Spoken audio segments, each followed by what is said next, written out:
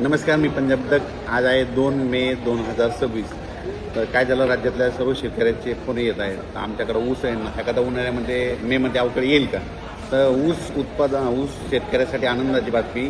एक 7, 8, 9, 10च्या दरम्यान एक पाऊस येणार आहे. मात्र तो पाऊस विदर्भात, पूर्व विदर्भ, पश्चिम विदर्भ आणि मराठवाडा या परिसरामध्ये चांगला पाऊस असणार आहे.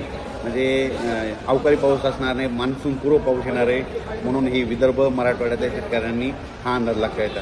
मग सांगायचं झालं तर 7 तारखेला म्हणजे नागपूर, वर्धा, भंडारा, गोंदिया, चंद्रपूर, यवतमाळ, वाशिम, हिंगोली, त्याच्यानंतर नांदेड, अकोला, अमरावती, परभणी ह्या पट्ट्यामध्ये काय होणार आहे, 7 तारखेला तिकडं ते अवकाळी मान्सूनपूर्व अवकाळी पाऊस येणार आहे.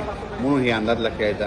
त्याच्यानंतर 8, 9, 10च्या दरम्यान हे पाऊस धाराशिव जिल्हा, लातूर जिल्हा, बीड जिल्हा, परभणी जिल्हा, जालना जिल्हा, इकडं बुलढाणा जिल्हा, अकोला, अमरावती, वर्धा, नागपूर, भंडारा, गोंदिया, चंद्रपूर, यवतमाळ, त्याच्यानंतर नांदेड, परभणी, बीड ह्या परिसरामध्ये काय होणार आहे की 8, 9, 10च्या दरम्यान हा पाऊस येणार आहे. म्हणून हा अंदाज सर्व शेतकऱ्यांनी लक्षायचा.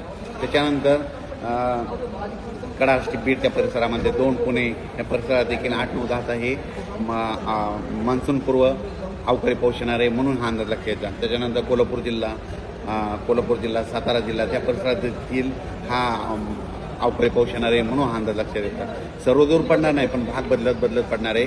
फक्त पाऊस मात्र पूर्व विदर्भ आणि पश्चिम विदर्भामध्ये तिकडे जास्त असणार आहे. मराठवाड्याकडे थोडं कमी होईल. लातूर जिल्ह्यात एक थोडा जास्त राहील. सोलापूर जिल्हा, लातूर जिल्हा, नांदेड जिल्हा, आदिलाबाद, तेलंगणा तिकडं जरा जास्त पडणार आहे पाऊस. हे अवकाळी पाऊस असणार आहे.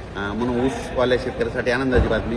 त्याच्यानंतर शेतकऱ्याचे फोन येत आहेत. तर सर्व शेतकऱ्याला सांगितलं होतं की आता कंप्लीट 35 दिवस पावसासाठी राहिलेत, म्हणून तुम्ही शेतीची कामे करून घ्या. जवळपास माझा तर अंदाज आहे 12 मे ते 17 मेच्या दरम्यान अंदमान बेटावर मान्सून दस्तक देणार आहे.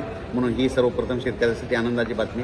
आत्तापर्यंत दरवर्षी कसं असतं, कधी 19 मे, 20 मे, 21 मेला अंदमान बेटावर मान्सून दाखल होतं आणि तसं वातावरण तयार होतं आहे. पण यावर्षी तुम्हाला एक सांगू इच्छितो, 10 मेपासून तिथं वातावरण बनायला सुरुवात होणार आहे.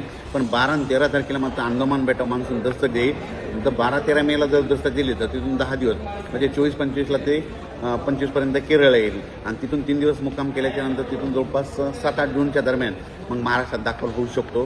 म्हणून हे देखील लक्षात येतं. म्हणजे यावर्षी चांगलं साल राहणार आहे. पाऊस देखील वेळोवेळी येणार आहे. म्हणून ही सर्वप्रथम शेतकऱ्यासाठी आनंदाची बातमी.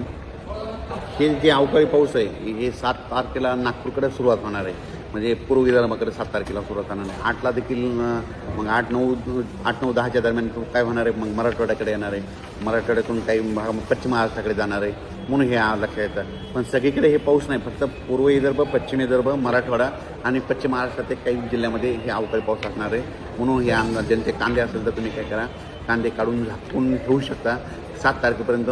आणि आणखीन एक सांगू इच्छितो की राज्यामध्ये आणखी 6 तारखेपर्यंत दिवसभर सारखं वारं राहणार आहे. म्हणून हे अंदाज लक्षायचा. दररोज तुम्हाला 6 तारखेपर्यंत झाडाची पानं हललेले दिसतील, म्हणजे वारं चालूच राहणार आहे.